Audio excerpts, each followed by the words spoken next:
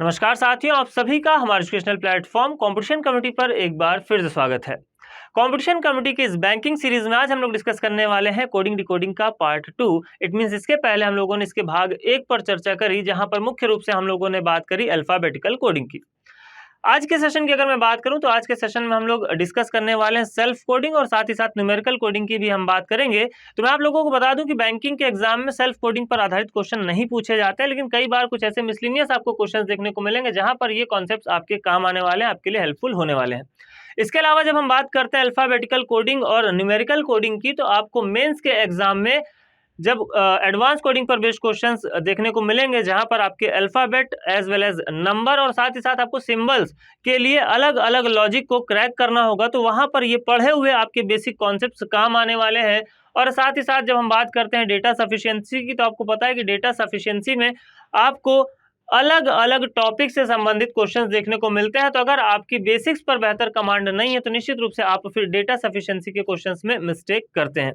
तो इसलिए ये सभी मिसलिनियस जो टॉपिक्स हम लोग डिस्कस कर रहे हैं, आपकी परीक्षा के ओवरऑल अगर हम बात करें तो आपके सिलेक्शन के पॉइंट ऑफ व्यू से काफी इंपॉर्टेंट होने वाले हैं। तो फटाफट से करते हैं आज के सेशन की शुरुआत करेंगे हम सेल्फ कोडिंग के साथ, और इसके बाद हम लोग डिस्कस करेंगे न्यूमेरिकल कोडिंग पर आधारित प्रश्नों को।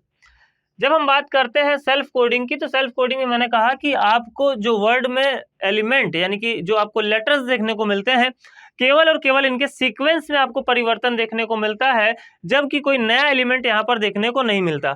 तो ये जो परिवर्तन है ये किस तरीके से हो सकता है, यहाँ पर क्या क्या लॉजिक्स हो सकते हैं, इसके ऊपर हम लोग डिस्कशन करने वाले हैं। तो फिलहाल यहाँ पर हम लोग लेते हैं एक वर्ड ग्लोब, GLOBE। तो इस ग्लोब के लिए हम कोड किस प्रकार से लिख सकते हैं, कितने तरीके से लिख सकते हैं और उसके लिए लॉजिक क्या होने वाले हैं, और साथ ही साथ हम डिस्कस करने वाले हैं यहाँ पर कि जिस तरीके से हम ग्लोब के लेटर्स को अरेंज करते हैं, तो उसी प्रकार हमें यहाँ पर अर्थ के लिए क्या क्या लॉजिक हो सकता है ये आपको बताना है। ठीक है, सबसे पहले जो हमारे मन में जो लॉजिक आता है वो सबसे पहले आता है कि सीक्वेंस। तो सीक्वेंस पर आधारित लॉजिक हो सकते हैं, बिल्कुल हो सकते हैं। जैसे यहाँ पर अगर इसके मैं सीक्वेंस को क्या कर दूं, रिवर्स कर दूं, तो आपको वर्ड ग्लोब का कोड कुछ इस प्रकार देखने को मिलेगा। लेकिन यहाँ पर केवल और केवल सीक्वेंस पर आधारित ही लॉजिक देखने को नहीं मिलते, इसके अलावा भी आपको वेरियस लॉजिक्स देखने को मिलते हैं। तो मैं यहाँ पर आपको इनका अरेंजमेंट लिखते जा रहा हूँ और आपको फटाफट से क्रैक करना है कि यहाँ पर लॉजिक क्या क्या लगे हुए हमें दिखाई दे रहे हैं। हालांकि एसएससी में भी मैंने सेल्फ कोडिंग को डिस्कस किया हुआ है, तो अगर आपने एसएससी का सेशन देखा होगा तो डेफिनेटली आपको सेल्फ कोडिंग के बारे में पता होगा। लेकिन यहाँ पर थोड़ा सा ऐड ऑन करेंगे, हम कॉन्सेप्ट को थोड़ा सा और अपडेट करके यहाँ पर मैं आप लोगों को डिलीवर करने वाला हूँ, तो बने रहे हमारे साथ। फिलहाल यहाँ पर अगर हम बात करें कि इसको किस किस तरीके से हम अरेंज कर सकते हैं, तो अगर मैं यहाँ पर वर्ड ग्लोब को लिखता हूँ EOBGL, तो आपको बताना है लॉजिक क्या होगा। या इसको अगर मैं लिखता हूँ OEBGL, तो आपको बताना है लॉजिक क्या होगा। या इसको अगर मैं लिखता हूँ BGLOE, या इसको मैं लिखता हूँ BGLEO, तो यहाँ पर लॉजिक क्या होगा ये आपको बताना है। इसके अलावा अगर यहाँ पर मैं लिखता हूँ LGBEO, या मैं लिखता हूँ LGBOE, तो लॉजिक क्या होगा। या इसको मैं लिखता हूँ EOLGB,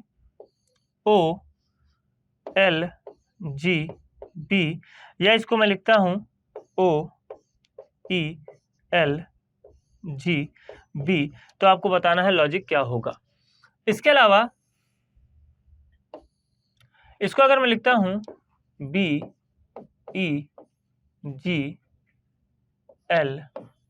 तो आपको बताना है लॉजिक क्या होगा। या मैं लिखता हूँ OLGEB, तो आपको बताना है लॉजिक क्या होगा। या इसको अगर मैं लिखता हूँ LGOEB,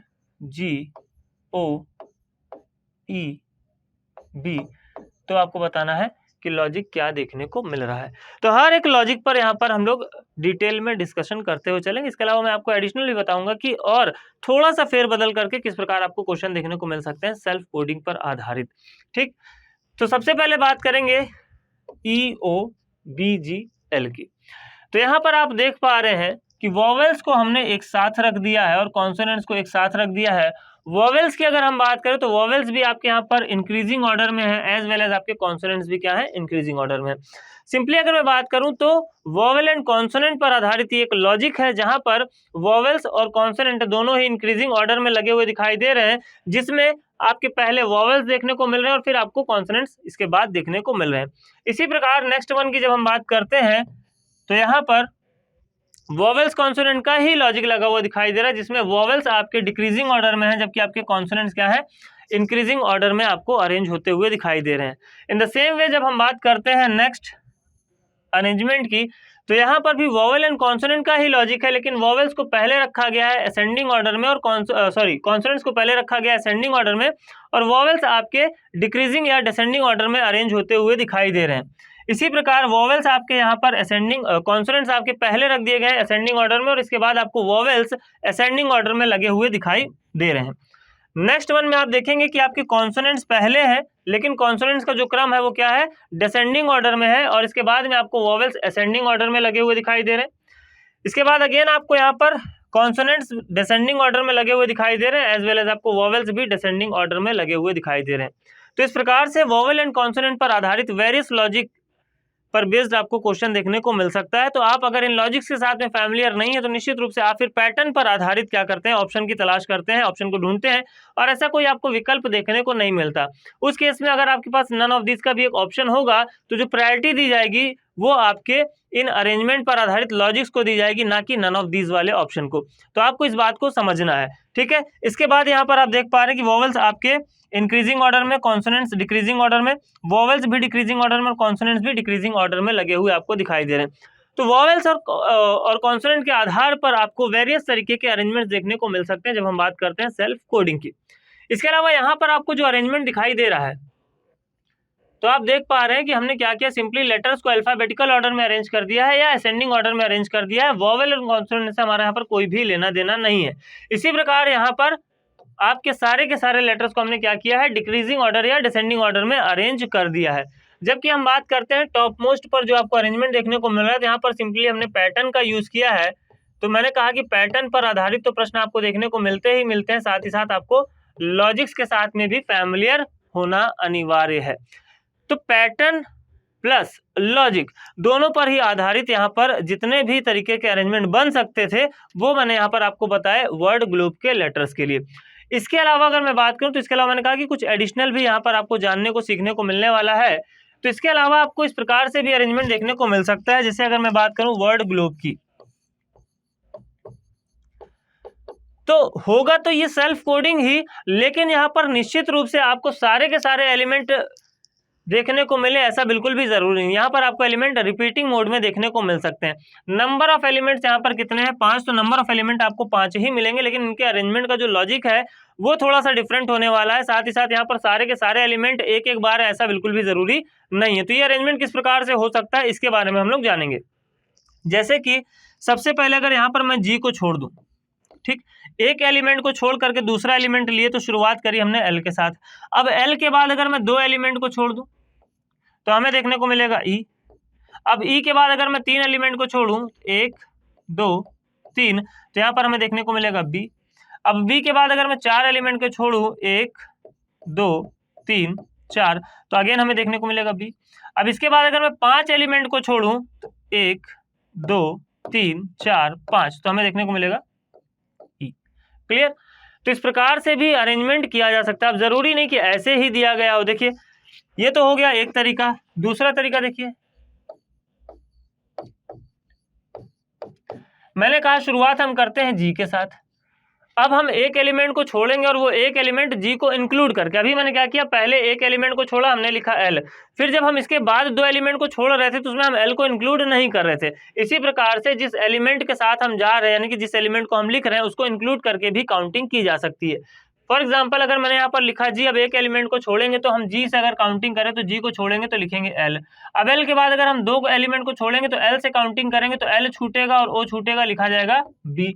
अब बी को इंक्लूड करके जब हम 3 एलिमेंट छोड़ेंगे तो 1 2 3, अगेन यहाँ पर आपको देखने को मिलेगा एल। और एल को इंक्लूड करके जब हम 4 एलिमेंट छोड़ेंगे तो यहाँ पर हमें देखने को मिलेगा जी। तो इस प्रकार से 5 लेटर्स का अरेंजमेंट आपको देखने को मिल रहा है।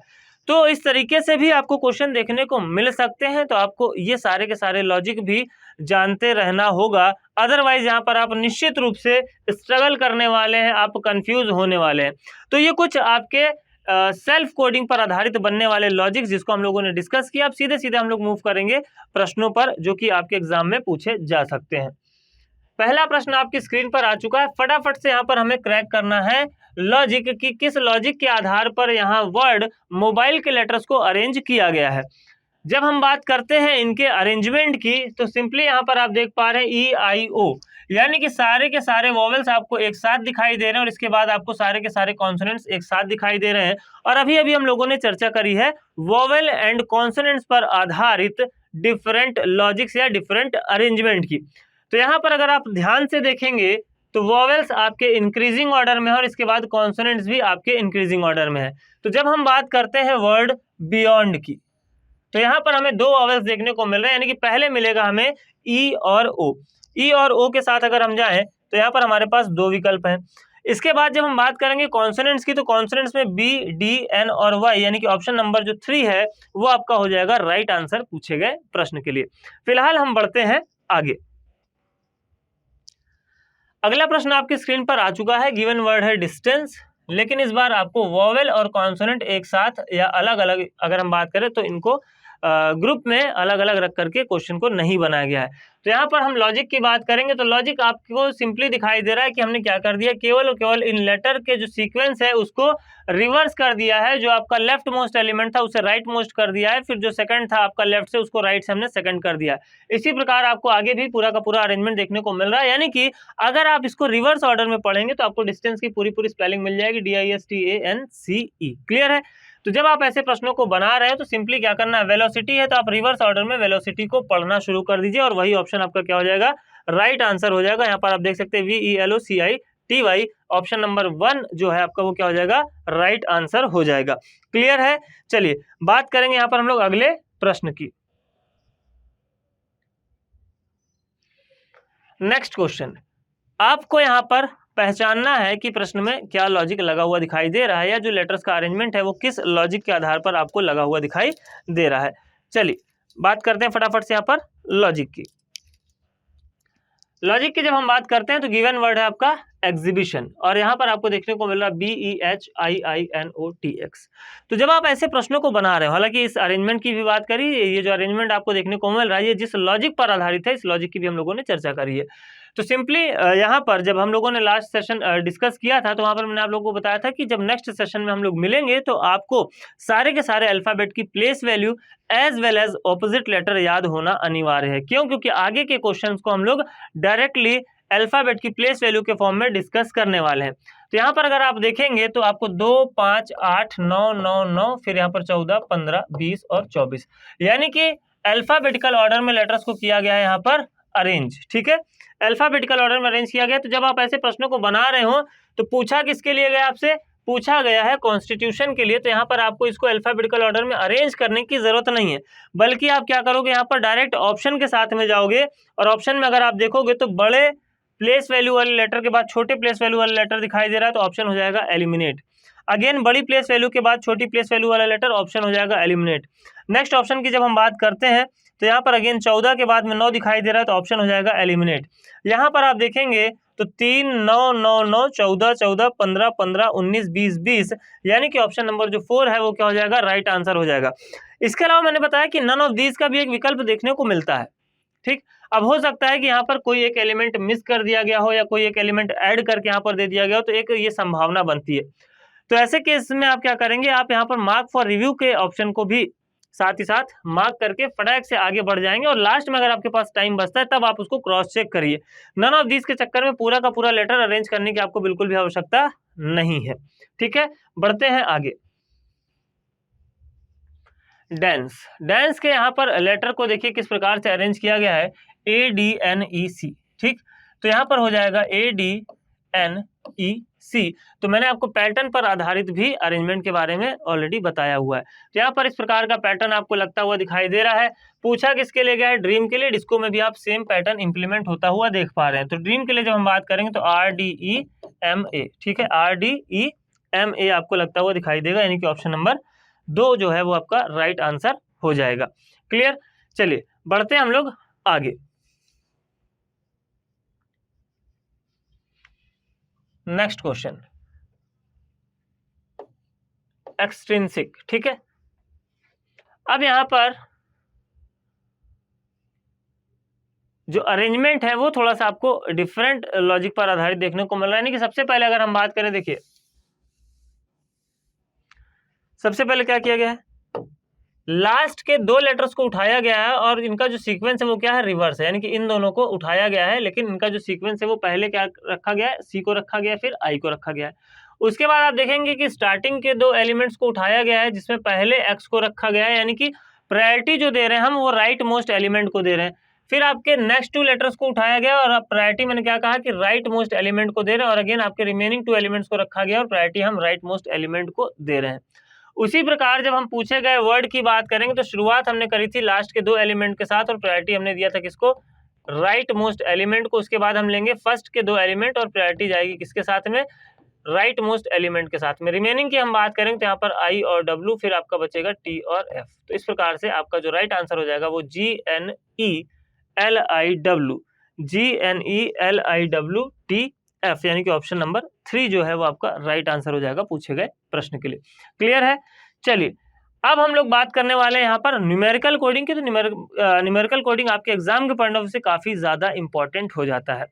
तो इससे पहले कि मैं क्वेश्चन की करूं शुरुआत, तो कुछ बेसिक कॉन्सेप्ट न्यूमेरिकल कोडिंग से संबंधित आप लोग यहाँ पर जान लीजिए। जब हम बात करते हैं न्यूमेरिकल कोडिंग की, तो बेसिकली यहाँ पर आपको जो लेटर्स के कोड है या जो पूछे गए वर्ड का कोड है वो संख्याओं के फॉर्म में देखने को मिलता है। अब यहाँ पर भी 2 तरीके के क्वेश्चन आपको देखने को मिलेंगे, जहां पर नंबर्स यानी कि जो आपके लेटर्स होंगे उनके प्लेस वैल्यू के अकॉर्डिंग एक ग्रुप करके एक संख्या बनाई जाएगी, और वो संख्या किन लॉजिक्स पर आधारित हो सकती है उसके बारे में हम लोग चर्चा करेंगे। और दूसरा हम लोग चर्चा करेंगे, जब पर्टिकुलर लेटर के लिए आपको एक संख्या देखने को मिलती है तो आपको किन किन लॉजिक्स पर आधारित क्वेश्चन देखने को मिलते हैं। तो इसके लिए सबसे पहले हम लोग यहाँ पर लिखते हैं एक वर्ड बोर्ड। ठीक, अब इस वर्ड बोर्ड को हम किस किस प्रकार से कोड के रूप में लिख सकते हैं। तो देखिए सबसे पहले बात करेंगे इसकी प्लेस वैल्यू की। तो जब हम बात करते हैं इसके सामने सामने, मान लेते हैं हम अपोजिट लेटर की बात अगर कर रहे होते हैं तो बी का अपोजिट लेटर होता है वाई, तो यहाँ पर हम लिख देते हैं 25। ओ का अपोजिट लेटर होता है एल, तो इसको हम लिख देते हैं 12। ए का अपोजिट लेटर जेड, इसको हम लिख देते हैं 26। तो ऐसे लॉजिक्स की मैं यहाँ पर चर्चा नहीं करने वाला हूँ। क्यों? क्योंकि ऐसे लॉजिक्स की चर्चा हम ऑलरेडी कर चुके हैं अल्फाबेटिकल कोडिंग में। बस फर्क इतना होगा कि वहां पर आपको लेटर्स लिखे हुए दिखाई देते थे और यहाँ पर आपको लिखा हुआ दिखाई देगा नंबर। ठीक है, तो इस तरीके के बहुत सारे लॉजिक्स के साथ में हम ऑलरेडी फैमिलियर है, जिसमें मैंने आपको बताया था प्लेस वैल्यू हो सकती है सीधे सीधे लेटर्स की। ठीक है, अब जैसे बी है तो 2 लिख दिए, ओ है तो 15 लिख दिए। Sum of the digits of place value हो सकती है, जैसे बी है तो 2 लिख दिए, 15 है तो 5 1 6 लिख दिए, ए है तो 1 लिख दिए, 18 है आर का तो 8 1 9 लिख दिए। तो इस तरीके के बहुत सारे लॉजिक्स पर ऑलरेडी हम लोगों ने चर्चा की हुई है। ये अपोजिट लेटर का भी सम ऑफ डिजिट हो सकता है, डिजिट्स का सम ऑफ डिजिट का मल्टीपल हो सकता है, डिफरेंस ऑफ द डिजिट्स हो सकता है, प्रोडक्ट ऑफ द डिजिट्स हो सकता है। तो वेरियस लॉजिक्स के साथ हम ऑलरेडी फैमिलियर हैं, तो इनकी हम चर्चा नहीं करेंगे। फिलहाल हम बात करेंगे कंबाइंड रूप से जब हम एक संख्या लिखते हैं तो वो किन किन लॉजिक्स पर आधारित हो सकती है, वो संख्याएं क्या क्या देखने को मिल सकती हैं। तो सबसे पहले हम बात करेंगे यहाँ पर सम ऑफ प्लेस वैल्यू।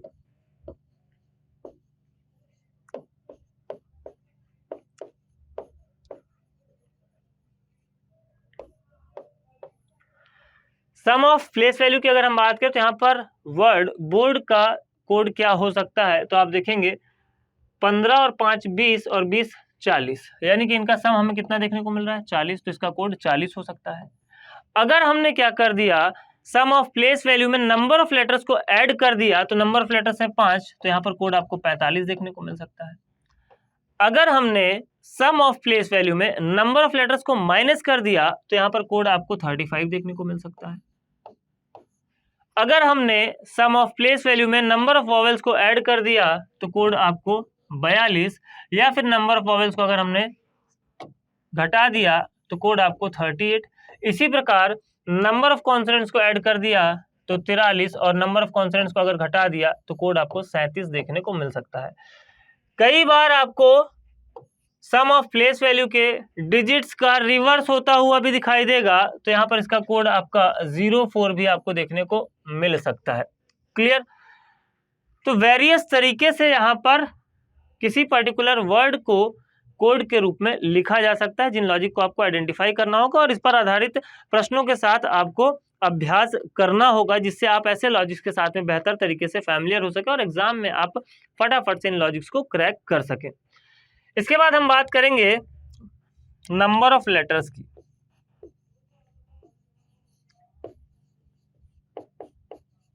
ठीक, जब हम बात करते हैं नंबर ऑफ लेटर्स की तो यहाँ पर आपको गिवन वर्ड में 5 लेटर देखने को मिल रहे हैं। तो नंबर ऑफ लेटर्स का यहाँ पर स्क्वायर अगर हम करेंगे तो कोड आपका 25।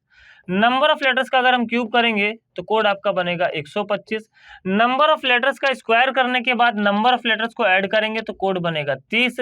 नंबर ऑफ लेटर्स का स्क्वायर करने के बाद नंबर ऑफ लेटर को माइनस करेंगे तो कोड आपका बनेगा 20। इसी प्रकार इसके क्यूब में भी नंबर ऑफ लेटर्स को जोड़ा या फिर घटाया जा सकता है। और सिर्फ नंबर ऑफ लेटर्स ही नहीं, यहाँ पर नंबर ऑफ वॉवेल्स को अगर इसके स्क्वायर में हम जोड़ दें तो कोड बनेगा आपका 27। नंबर ऑफ वॉवेल्स को घटा दें तो कोड बनेगा 23। नंबर ऑफ कॉन्सोनेंट्स को अगर हम जोड़ दें तो 28। नंबर ऑफ कॉन्सोनेंट्स को अगर हम घटा दें तो 22। इसी प्रकार से इसके क्यूब में भी नंबर ऑफ वॉवेल्स को जोड़ा या घटाया जा सकता है, नंबर ऑफ कॉन्सोनेंट्स को जोड़ा या घटाया जा सकता है जब हम बात करेंगे तो नंबर ऑफ लेटर्स के क्यूब वाली संख्या में। ठीक है, फिर हम बात करेंगे vowel and consonants.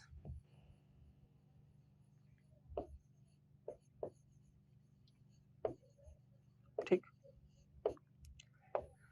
Vowel and consonants की जब हम बात करते हैं तो यहाँ पर हो सकता है कि आपके वॉवेल्स के ऑपोजिट लेटर की प्लेस वैल्यू का जो मान है उसको यहाँ पर जोड़ा जाए। जैसे सबके पहले मैं लिख देता हूँ ऑपोजिट लेटर की प्लेस वैल्यू, तो बी का opposite letter Y place value 25, O का opposite letter L place value 12, A का opposite letter Z place value 26, R का opposite letter I place value 9 और डी का opposite letter W place value 23।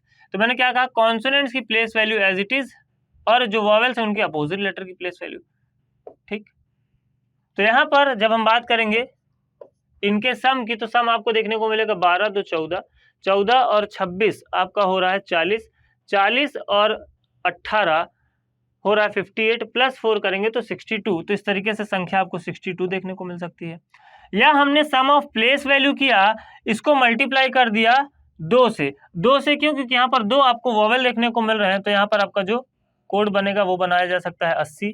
या हमने सम of place value किया, जो हमें संख्या मिली उसे हमने मल्टीप्लाई कर दिया किसके साथ में? 3 के साथ में। क्यों? क्योंकि यहाँ पर 3 आपको कॉन्सोनेंट्स देखने को मिल रहे हैं, तो इसका कोड आपको 120 भी देखने को मिल सकता है। ठीक है, इसी प्रकार इनके ऑपोजिट लेटर की प्लेस वैल्यू को हम क्या कर सकते हैं, जोड़ने के बाद जितने नंबर ऑफ वॉवेल्स हैं उससे मल्टीप्लाई कर सकते हैं, जितने नंबर ऑफ आपके कॉन्सोनेंट्स हैं उससे मल्टीप्लाई कर सकते हैं। इसी प्रकार से प्लेस वैल्यू को जोड़ने के बाद जब हम बात करते हैं नंबर ऑफ लेटर्स की, तो जितने नंबर ऑफ लेटर्स हैं उसके साथ भी हम मल्टीप्लाई करके यहाँ पर एक कोड के रूप में यहाँ लिख सकते हैं, या आपको एग्जाम में लिखा हुआ मिल सकता है। ठीक है, कई बार आपको यहाँ पर अल्टरनेट लेटर्स, यानी कि यहाँ पर पहले वाले का अगर हम अपोजिट लेटर की प्लेस वैल्यू ले लेते हैं, सेकंड वाले के हम as it is place value ले लेते हैं, यहाँ पर फिर वोवेल कॉन्सोनेंट से लेना देना नहीं होगा। तो समझिए कि ये न्यूमेरिकल कोडिंग कितना इंपॉर्टेंट हो जाता है और कितने सारे तरीके से यहाँ पर कोड लिखे जा सकते हैं, और इन सभी तरीकों को आपको एग्जाम में पिक करना होगा, क्रैक करना होगा, और आपके पास जो टाइम है वो बिल्कुल लिमिटेड है। तो आप इससे अनुमान लगा सकते हैं कि प्रैक्टिस कितनी इंपॉर्टेंट हो जाती है और आपका अप्रोच कितना इंपॉर्टेंट हो जाता है। जितना ज़्यादा आप प्रैक्टिस करेंगे आप उतना बेहतर तरीके से अप्रोच कर पाएंगे एग्जाम में लॉजिक्स को क्रैक करने के लिए। तो सीधे तौर पर यहाँ पर अब हम लोग बात करने वाले हैं प्रश्नों की, कि आपको प्रश्न में डायरेक्टली लॉजिक जो देखने को मिलेंगे, कैसे आपको अप्रोच करना है क्वेश्चन में दिए गए लॉजिक को क्रैक करने के लिए। हाँ, एक और यहाँ पर रिमेनिंग लॉजिक जो आपका रह गया उसको भी लिख लीजिए, इंपॉर्टेंट है। Sum of the digits of place value, यहां पर भी कंडीशन आएगी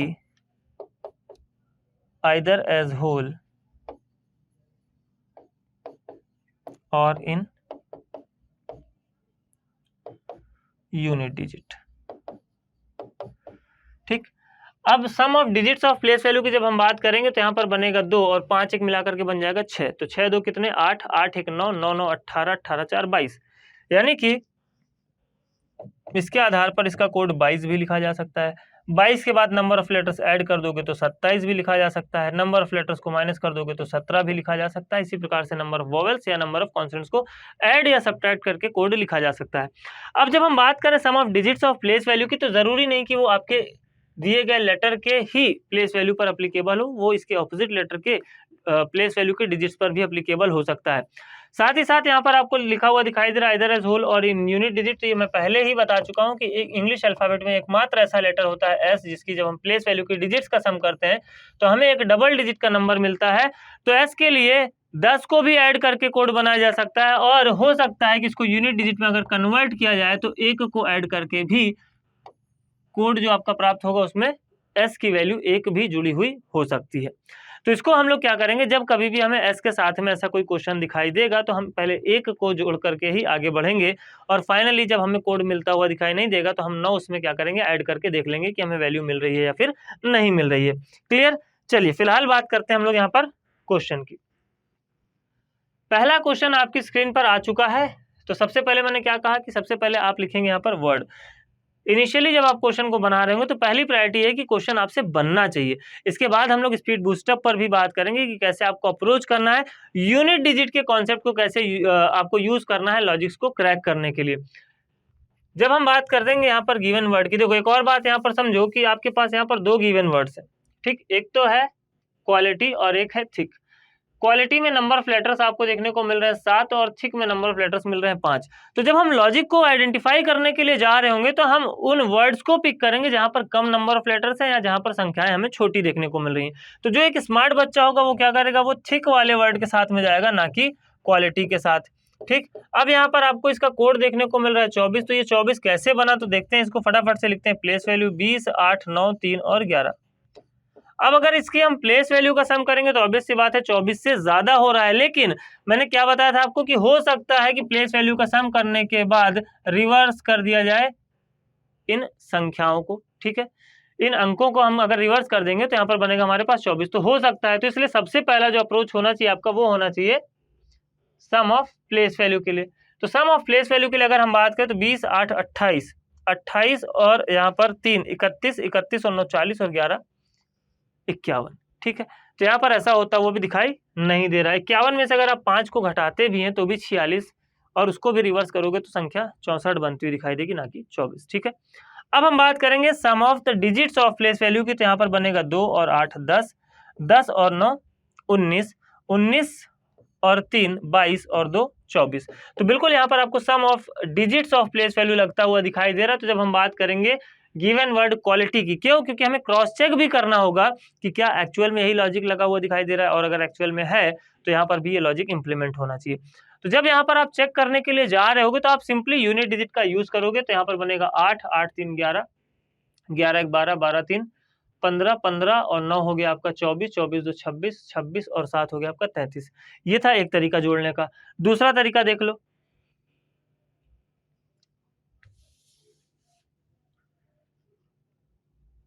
दूसरा तरीका ये था 7, 1, 8, 8, 3, 11 यूनिट डिजिट 1, फिर यहाँ पर 1 जोड़े तो 2 हो गया, 2 और 3 5 हो गया, 9, 5, 14 मतलब 4, 4 के बाद 0 ही रहेगा, और यहाँ पर आ रहा है आपका 17 था, सॉरी 7, 1, 8, 8, 3, 11 मतलब 1, 1 और 1 2, 2 और यहाँ पर 3 5, 9, 5, 14 और यहाँ पर बन रहा है आपका 5, 2, 7। कुछ गड़बड़ हो रहा है, देखते हैं। 7, 1, 8, यहाँ पर 8 मिल गया, फिर 8 और 3 11, 11 मतलब यूनिट डिजिट 1, फिर उसके बाद यहाँ पर मिलेगा 12, 12 और 3 15 मतलब यूनिट डिजिट 5, 15 और 9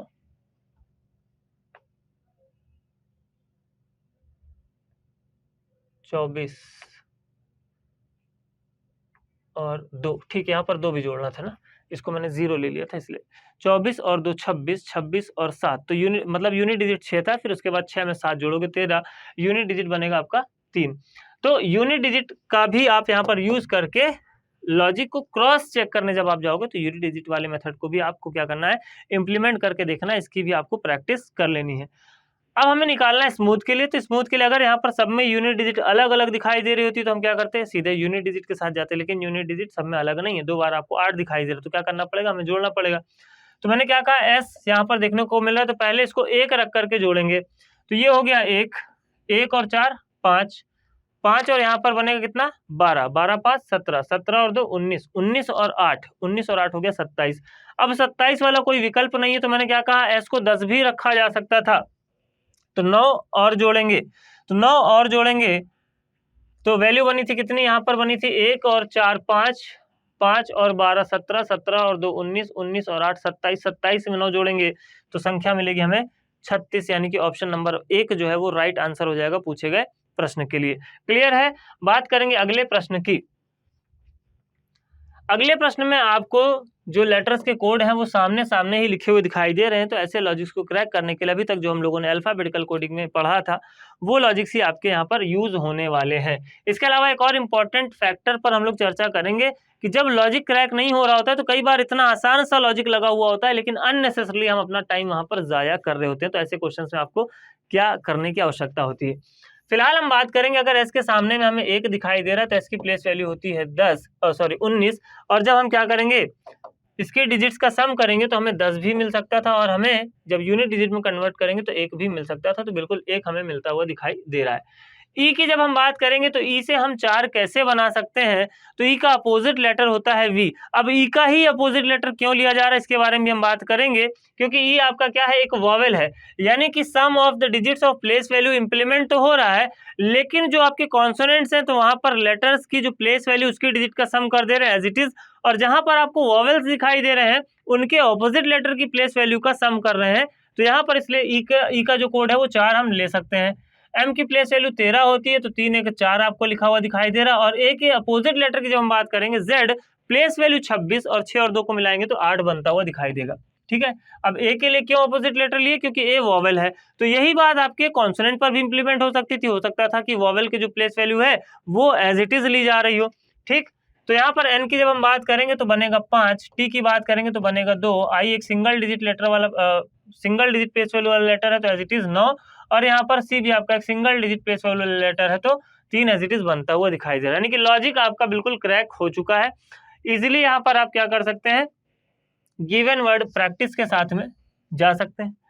जब हम बात करेंगे वर्ड प्रैक्टिस की तो पी की प्लेस वैल्यू होती है 16, तो सबसे पहले दिखाई देगा 6 1 7, 2 ऑप्शन गए। अब इनमें हम चेक करेंगे जो अलग है आपका तीसरा एलिमेंट ए है, ए का अपोजिट लेटर जेड होगा, 6 और 2 8 के साथ में जाएंगे। बस इतना ही करना है आपको, नन ऑफ दिस के चक्कर में आपको अननेसेसरली टाइम वेस्ट नहीं करना है, इस बात को आप ध्यान दीजिए। और इसको बाकायदे आप कैलकुलेट करके देख सकते हैं कि नन ऑफ दिस के चक्कर में आप जितना अपना टाइम वेस्ट करेंगे उतना आपको नन ऑफ दिस वाले ऑप्शन देखने को मिलेंगे नहीं। ठीक है, आंसर के रूप में आपको देखने को मिलेंगे नहीं। तो इसलिए आप अपना टाइम ज़ाया ना करें। जब आप प्रैक्टिस या मॉक जब आप लगा रहे हो, जब प्रैक्टिस टेस्ट आप दे रहे हो, तो आप इस अप्रोच को ही फॉलो करेंगे, और सीधे तौर पर जब आपकी प्रैक्टिस बेहतरीन हो जाएगी, जब आपकी स्पीड बेहतरीन हो जाएगी, तो आप एग्जाम में इस तरीके को इम्प्लीमेंट कर सकते हैं। बढ़ते हैं आगे। अब यहाँ पर कोड क्या हो सकता था, तो गिवन वर्ड है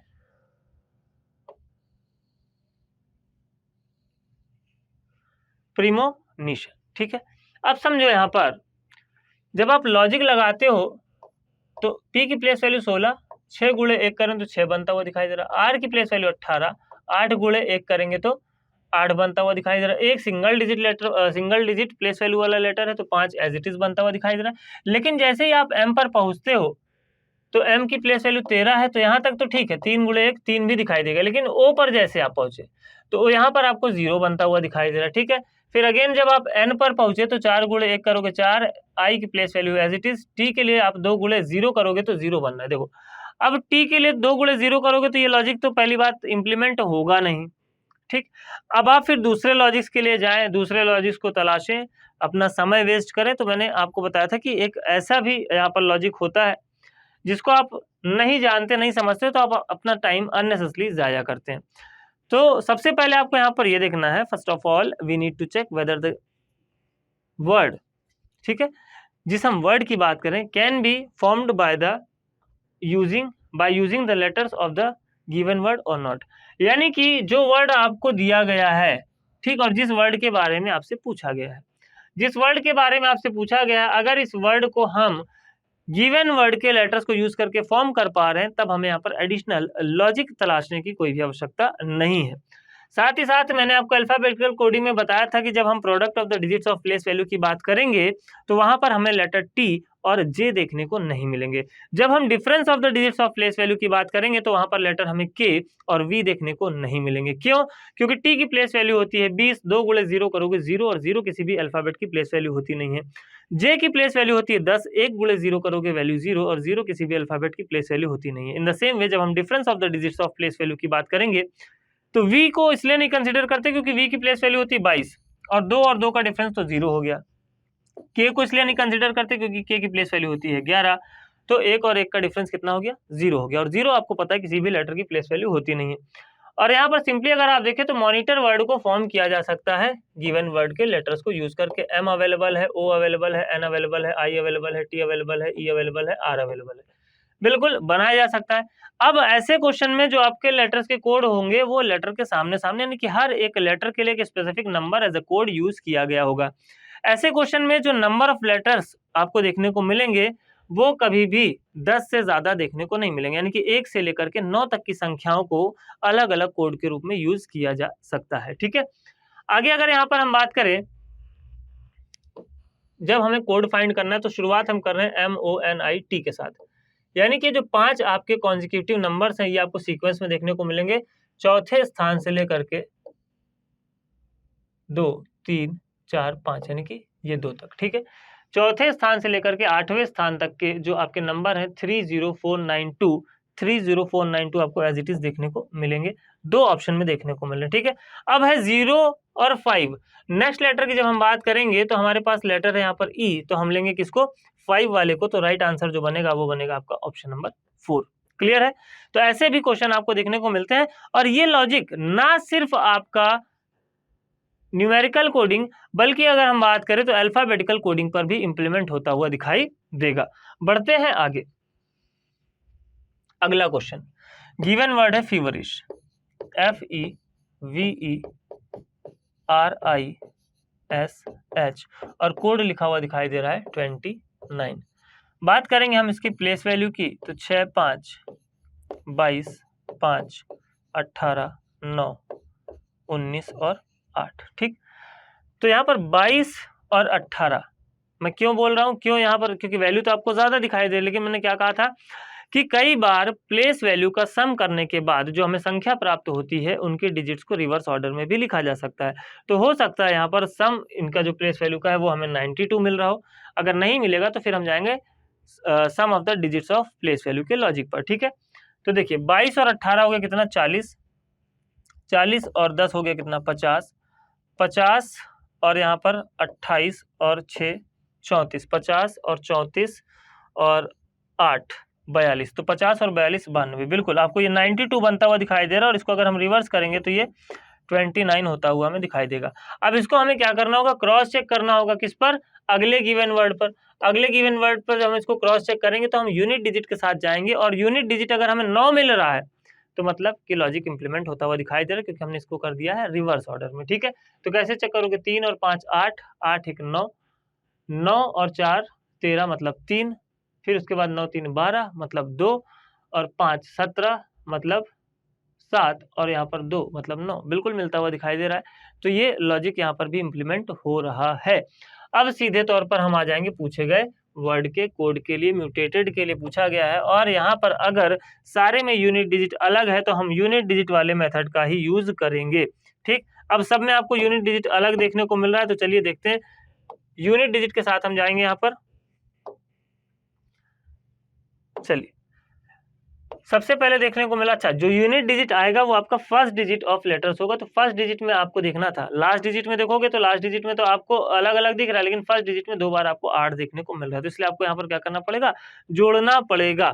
तो जब यहाँ पर हम जोड़ेंगे तो 21, 20, 20 40, 20 60, 60 और यहाँ पर ले लेते हैं 13, हो गया आपका कितना? 73, प्लस ये वाला एक जो 21 ज्यादा था एक का, उसको ले लेते हैं, तो हो गया आपका कितना? 74 यानी कि 74, 74 प्लस 1 75 प्लस 5 80 और प्लस 4 84। 84 को हम जब रिवर्स ऑर्डर में लिखेंगे तो हमें देखने को मिलेगा 48, यानी कि ऑप्शन नंबर 1 जो है वो आपका राइट आंसर बनेगा पूछे गए प्रश्न के लिए। बात करेंगे अगले प्रश्न की। अगला यहाँ पर आपको जो प्रश्न देखने को मिल रहा है, गिवन वर्ड है सेंड, और यहाँ पर नंबर आपको लिखा हुआ दिखाई दे रहा है 168, या ये 168 भी हो सकता है। जब हम बात करेंगे वर्ड के लेटर्स की प्लेस वैल्यू की, तो यहाँ पर बनेगा 19, 5, 14 और 4।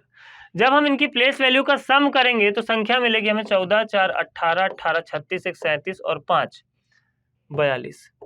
अब क्या 42 से 168 बना सकते हैं? तो बिल्कुल बना सकते हैं। कैसे बना सकते हैं? तो यहाँ पर 42 का गुणा अगर हम नंबर ऑफ लेटर्स में करें, मैंने बताया था आपको sum of place value multiplied by number of letters, तो यहाँ पर अगर हम इसका मल्टीप्लाई नंबर ऑफ लेटर्स यानी कि 4 में करें तो हमें संख्या 168 प्राप्त हो जाएगी।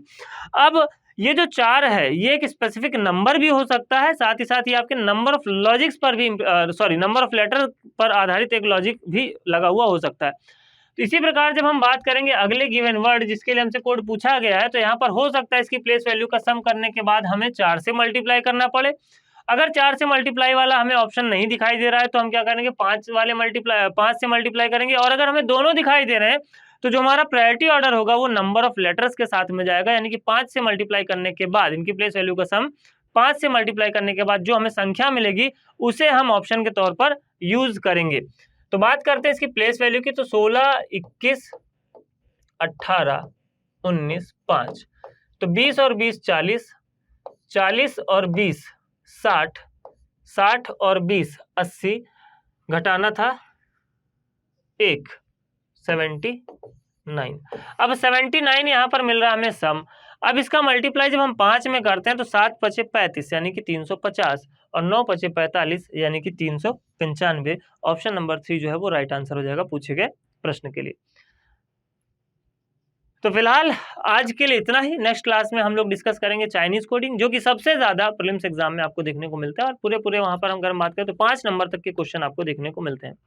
ठीक, तो कई बार आपको किसी स्लॉट में 3 नंबर के क्वेश्चन, तो वहां पर फिर उस पर्टिकुलर एग्जाम की जब हम बात करते हैं तो अलग अलग स्लॉट के हिसाब से मैंने कहा कि किसी में सिलॉक्स के क्वेश्चन दे दिए गए, किसी में आपको इनइक्वालिटी के क्वेश्चन दे दिए गए, किसी में आपको चाइनीज कोडिंग के क्वेश्चन दे दिए गए, और कई बार आपको ऑलमोस्ट हर एक स्लॉट में चाइनीज कोडिंग पर आधारित क्वेश्चन देखने को मिलते हैं।